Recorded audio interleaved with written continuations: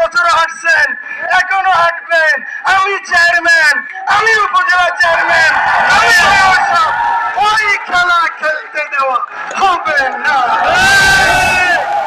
পরিশেষে চট্টলার কৃতি সন্তান আমির খসরু মাহমুদ চৌধুরী, আমার ফিলোসফিক্যাল লিডার, আদর্শের নেতা। আমাদের ভিআইপি পাস লাগে না, ভিআইপি গেট লাগে না, হুইসেল লাগে না, সরে যান লাগে না। সরে গেলে 5 বছর পরে এই জনগণ, এই বাজারের লোক আমাদেরকে সরিয়ে দিবে।